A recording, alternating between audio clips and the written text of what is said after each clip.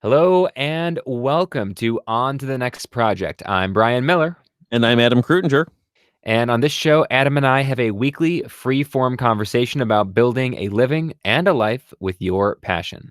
And this week's topic is when to start a business. And it's inspired by our conversation last time we talked, which was about pricing, about how to come up with a price for your product or service, whatever it is.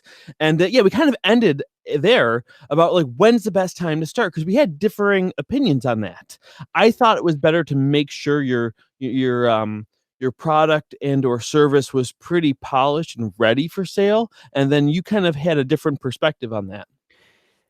Yeah, I think that a lot of entrepreneurs, especially freelancers, they use I need to wait until it's ready. They use that as a form um, of hiding. They use it as a way to not actually ever hit the gas, right? To never actually have to do the hard thing, which is putting your art, putting your work into the world, saying somebody here's what it costs and finding out nobody wants it, right? That's really scary to put something out there and find out actually nobody wants it. And so they go it's not ready yet. I have to wait till I'm ready. I have to wait till I'm ready. And they just never do it. And I think so there's that aspect of it, which is the mindset. It's just so easy to hide by doing that. And then there's the other end, which is just I just generally think it's bad business. Not always, not all the time. It's not a hard rule, but I think if you're going to run a business and not just wing it, right? If you really want to run a business, you ought to know that there's a demand for your product or service before you commit time, money, and energy into producing it. Sure. Actually, I think we agree more than I thought that we did because I think kind of you're kind of talking more from a perspective of some sort of product, where I'm kind of talking about something that's very skill based. Whereas you probably wouldn't want that model of someone jumping into it if they're, the chef at the restaurant you're going to be paying for food. You want someone who's got a lot more experience and somewhat proven, or maybe even went to culinary school. And that's kind of the perspective I'm coming from, of an artist and a maker of that type of product, and I would assume similar to you as well, at least when being established as a performer and speaker. You're not just going to necessarily, I mean, your first speech, I'm sure, is kind of a little bit of a hard sell. Again, it was probably a little bit different for you because of a transition from performing, but if someone was just a speaker, I mean, that first one's got to be hard to book when you've never done it before. But that's the point, right? So that's exactly why I'm advocating for this position where I'm saying sell first, because how do you book it, right? How do you book it if you're not ready? You go, oh, I gotta wait till I'm ready. Well, how do you get ready to give a paid speech Mhm. if you're not giving paid speeches? You can't. It's not like, I mean, comedians have open mics, but they're really the only industry that have this like Yeah. free for all. It's open, and it's not a good way to learn comedy either. Open mics are a disaster. They're friends. The comedians are required to bring 10 friends each who are required for a 2-drink minimum, and so their friends only cheer and laugh really loudly for their friend because they want their friend to be the one the manager notices. It's a terrible situation, right? So how the first time I ever gave, like you and I, the first time you and I ever got paid to do magic when we were kids, we didn't know what the hell we were doing.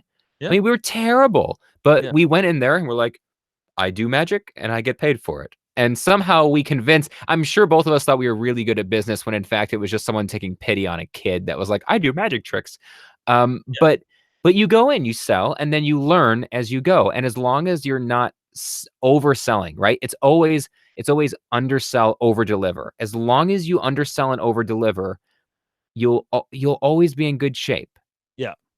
Yeah. No, you know what? Again, I think we agree more so than we don't. We just got to find out how to articulate it. Because again, I guess I'm more so, because yes, you're right. You have to jump in at some point. You have to be, and you're in some way ready though for that. I guess the difference is someone who's prepared to do it versus someone who just wants to do it. Right. Mhm. Oh I yeah. think that's the difference. Just because you Yeah. want to do it doesn't mean you should or you're ready to. That the want is not enough. That's what I'm trying to say. Yeah, no, okay, so I'll definitely give you that. So there's a difference between being ready and there's a difference between just saying you can do something and being ready to do it, but not feeling like you're ready enough, right? Like most people are ready, they just don't feel like it. Mhm. Right? Because they have this idea in their head that, well, I'm not anywhere near as good as these people. And they're looking at people who have all this experience, right? Who've done it a long time. Like if you use the restaurant example, let's use an example that's nothing to do with either of us. So if you're gonna forget open a restaurant, that's a whole can of worms. But like Yeah, forget open a whole restaurant and the business of that, but just sure. you're gonna start making food and selling it, right? You could do a food truck. There's lots of different ways you could do this. Mhm. Well, y if you've never let anybody taste your food because you're not convinced it's good enough, you don't know if it's good enough, and you don't know what the reaction's going to be, and you don't know what people might be willing to pay for it if Oh, it yeah, I know, but still, but I think for again, maybe it's just that example too. Is like you usually don't just get that idea because you want to, though. It's like either your family or your friends have said, "Oh, every time we go to your house, your food is so good. You should open up a business or something." It usually doesn't come from nowhere, right? Sure. It's not just necessarily just wanting to do something. It's again, there's got to be some Okay. sort of passion and skill behind that passion, probably. Yeah, no doubt. But I think where this all came from is that you had said you fell into this career, and this is kind of the conversation that came Yeah. out. You've been a lot less intentional than I have. Mhm. And I think it's been a really big difference actually. I've mapped out years in advance, like, you saw the stuff I was doing last year, like, years ago, you and I were talking about some of the moves that I finally got around to making last year because I spent Yeah. years making like I saw the stepping stones it was going to take to get there and I carefully planned for them. But you were coming from a position last time where you were saying basically do it simply because you love it. And if you do it because you love it, then at some point, the business may form around it kind of a thing. And If it's it's like I yeah, if there's a demand, if people want it. If you make and something people will want, I mean, it's not even like you wanting to start the business doesn't even matter. It's like the business wants to start itself. And that's kind of the situation that I fell into, which again, I don't really consider myself a business. I don't sell puppets. I do commissions yeah. here and there, but there is people ask me all the time to make them stuff just because of the way that I carry myself as an artist, the fact that I'm actually doing something. I didn't try to create a demand. People just have been asking me for puppets, and And I think that if you are so talented and so lucky to be in that situation, as you are, and I don't mean that facetiously, but I don't think as many people as maybe you think, yeah, are in that situation, and I don't sure. think the requirement for having a successful business is that you've been so naturally talented that people were banging down your door before you even had a business. That is not the requirement. That's one way in, and Sure. that's Oh, very of course, lucky. yeah. Well, I guess Yeah, part of the reason I'm bringing this up too is because I see a lot of people, they're like, "Oh, I'm just starting puppet building, and how do I sell puppets?" It's like, right. oh, man, if that's where you're starting, that's Yeah. really not a great way to do it. I'm not saying you're never gonna sell a puppet, but I'm saying you're never gonna you're definitely probably not gonna be able to make a career out of it.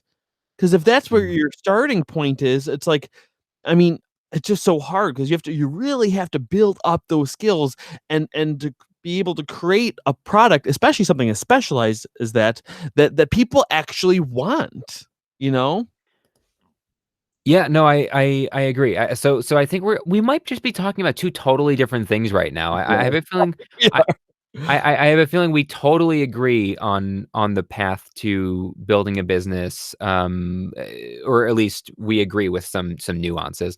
Mhm. But what you're talking about now is just the, um people who want to sell something before they've even learned the skill. And Yeah. that's a whole different thing, right? There's a big difference between being able to make the meal that you would sell at a restaurant and not being sure you have the chops to actually make it a successful business or if enough people would want to buy it. It's very different from I don't even know how to make that meal yet. Right? I Yeah. mean, those are very different things. Yeah. I don't know how to find somebody's card, but how do I get hired as a magician? All Yeah. right. Well, we need to back up a second, right? So Yeah. there's a sufficiency. These are like this is what you'll hear philosophers talk about necessary and sufficient conditions. And so there's necessary conditions to being able to do something, and then Mhm. there's sufficient conditions, and they're not always the same, right? Necessary conditions are the things that must be in place. And so Necessary condition of building a career as a magician, you must be good at magic tricks. Mhm. Necessary. You cannot Necessary. build a successful career as a magician, but that is not sufficient for building a career. It's necessary, but it's not enough, right? It doesn't mean that if you're good at magic tricks, therefore you will be successful. And that's the difference. And I think that's somehow where we're getting, where you and I are just agreeing a little bit, is I think you're talking about necessary conditions. You're Yeah, saying, that's what I'm here are talking the about. things that have to be in place first. And I'm totally agreeing with you. And I think I've been talking about sufficient conditions. Yeah, Like, and, part of why yeah. I wanted to talk about this, though, is because I see a lot of people try to jump in too deep before they're ready, and if Mm, that's actually what you really wanna do, you're really just digging yourself a hole.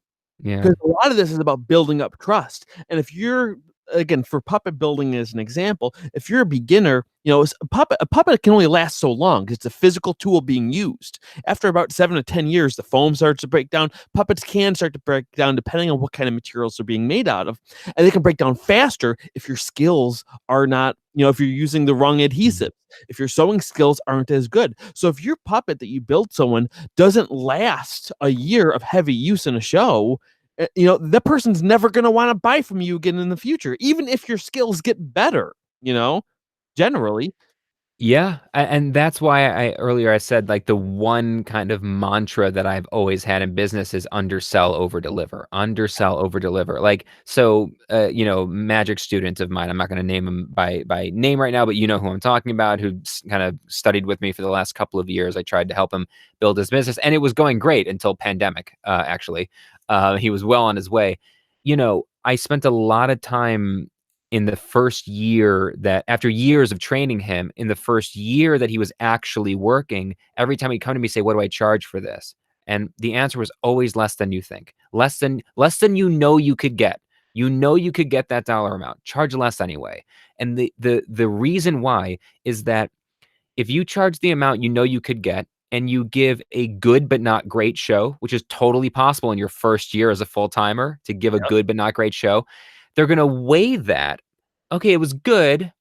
They're gonna weigh that against what they paid for it and wonder if it was worth it. Whereas if you undercharge, if you undersell, and then you even just give an average show, they'll be like, "Yeah, it was okay, but we barely paid anything, and he's just getting started." And it's a very different relationship because now people they love being able to say, "I knew him when," right? Yeah. They love to do that. But if you charge a competitive price and then you only give an average show, you're screwed.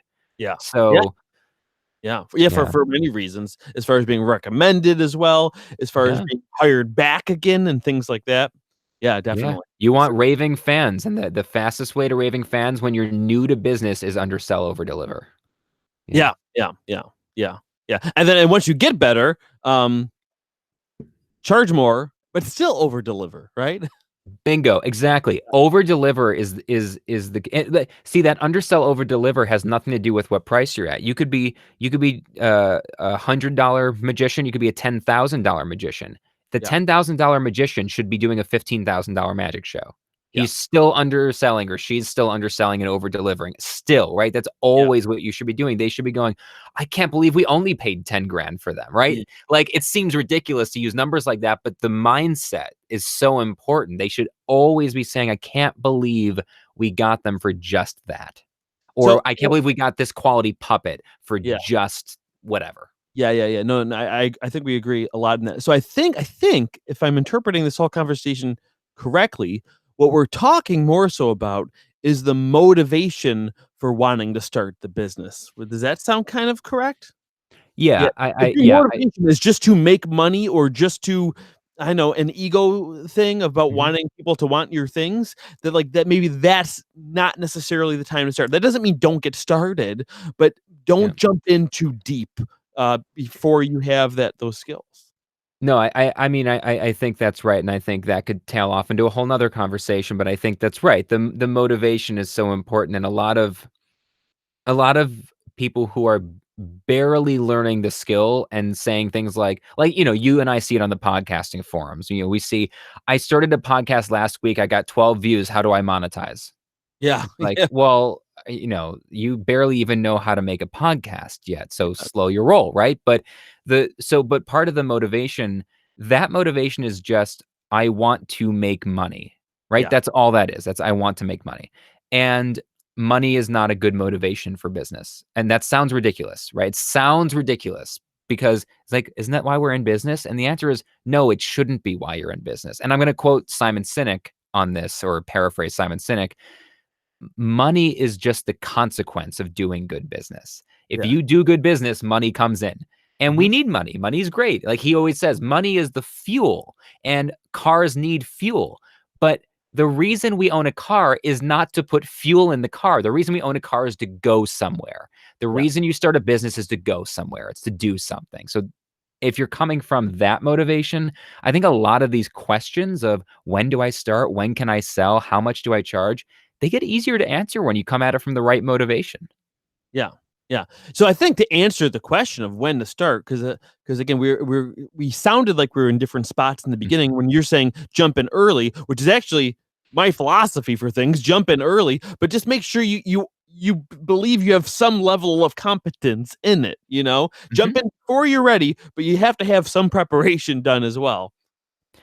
Yeah, yeah, jump it's the, it's, you're ready, but you're not prepared. It's that thing, right? Yeah. It's go when you're ready, even if you're not sure of yourself, right? It's there's a point where you're ready, but you're not convinced yet. That's the point to Yeah. go. No, you're absolutely right, yeah, and the Yeah. first magic shows was a good example too. 'Cause I remember just to give a quick little anecdotal, I gotta tell my horror story of my first magic show. Yeah, yeah. Um, it was a birthday party for a little kid's birthday party, and I did, like I usually do like, right now, if I do a birthday party, only actually do, like, 5 tricks or Uh-huh. 4, 5 or 4 tricks because 'cause they're stretched out into a story, and it's this whole show. Back then, I think I had 15 tricks on there, and I also had, like, 5 extra ones for backup just in case things went a little fast. I Yeah. did all 20 tricks in, like, 10 minutes. And I was just like, "Oh, no, what now?" And oh gosh, it was so Yeah. oh god, luckily I had a very forgiving audience, and again, it was one of those situations where I wasn't even trying to do a show though. They like, "Hey, you do magic? Oh, you're great. Come do a show for us." So it was like the perfect audience to start with, which is another recommendation I would give people too when you are trying to start some sort of business. Like start a little close to home sometimes if Mhm. your business can allow for it, which sometimes it Yeah. doesn't, but I think a lot of times it can.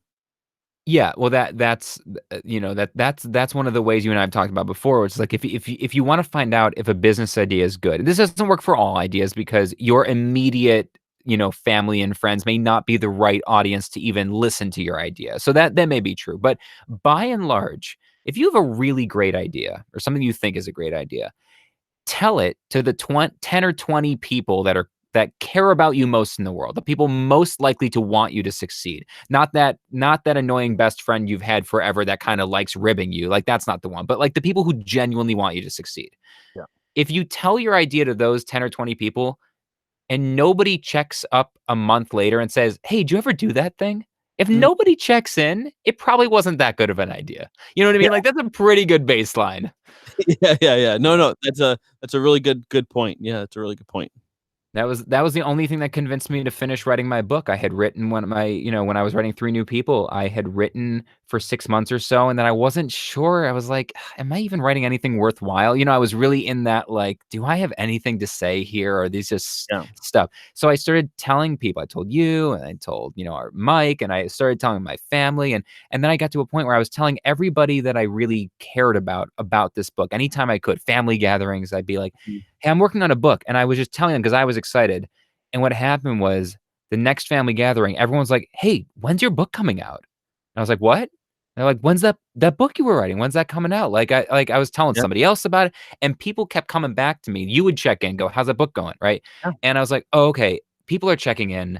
This is clearly something worth pursuing." And then I took it seriously. That gave me the confidence to actually, and I was a first time author, so that goes right to this conversation. yeah, Who has the balls to say my words are worth you're paying for, right? yeah, There's a lot of there's a lot of balls in that, to be yeah, like, I wrote some words and you should buy them. yeah, yeah. Who do you and think you are? Yeah, Yeah, especially with how many books there are. No, Yeah. I agree with you, everything that you just said. I think the only thing I would just add into that for people who maybe don't have that type of support group to do it, Yeah.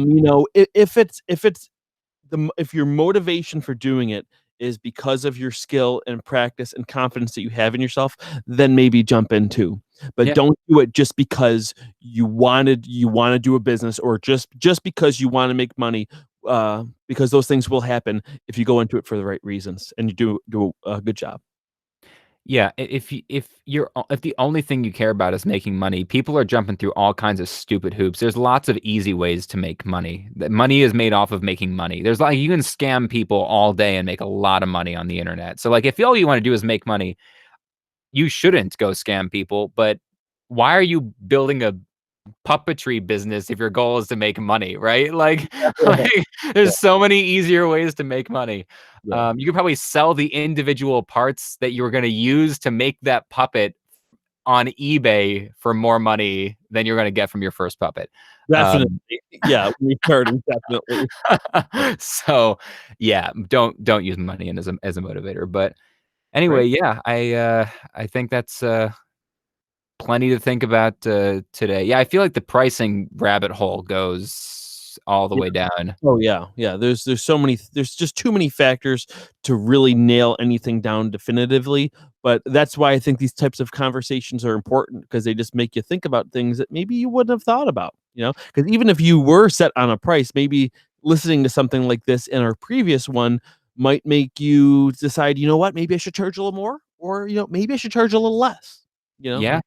Yeah, yeah, Find a it man. could go either way, but based on the 2 episodes that we've done on this, and I really do wanna hear from folks. I know we really don't have well, we haven't really promoted this, but, at some point, if people are watching this, I'd love to hear Adam and I, as much as we try to get out of our own perspective and think about other careers that might be having this conversation, I feel like I only think about things that are related somehow to what I do or what you do, and I would love to hear there might be people that are selling something that is so out there from what you and I have ever considered that it would be fun to take that in and then have a conversation about how we would approach that, Yeah, whatever that is. I can't even think of an example of what that I'd might love be. to, I'd love to, yeah. No, that's a Um, great idea. Yeah, Cool. so I'd love to do that as a case study. Anyway, yeah, I think that's good for now. But before I let you go, what are you working on a new project or anything right now? What's your next project? My next project well, the one I'm currently on, you've probably seen on my Instagram if you've been watching, is this baby Ah, Yoda puppet that I've been working on, which is all, uh-huh. mechanized and it's got, some blinking action in there, you can look up, his mouth can move, of course, as a puppet, but and also the little ear mechanisms. He's not Um, prepared like this, so he's not meant to be hovered in the air one-handed, so that's why he looks kinda goofy right there, but that's what I'm working on now. I'm trying to put together a class as well that I wanna a more formal class than even my YouTube videos, and hopefully I've been meaning to do that for the last 2 weeks, but hopefully I'll start that as soon as this project is done. both of us have been procrastinating an online course. I'm working on my second one. Actually, I have 2 of them in the back burner right now that I haven't had a chance to film, but I at least made some progress. I was gonna film actually the podcast 101, the corollary to the audio course I Mm, have. yeah. I'm working on a podcast specific mini course, on that. I was gonna film it this weekend. I did not film any of it this weekend, but I did write the outline, so Good, good, that's I good. created the content to a certain, extent, and yeah, so we'll both have to check in on the, new courses thing, but until then, On to the on next to the next project. project. Bye, guys.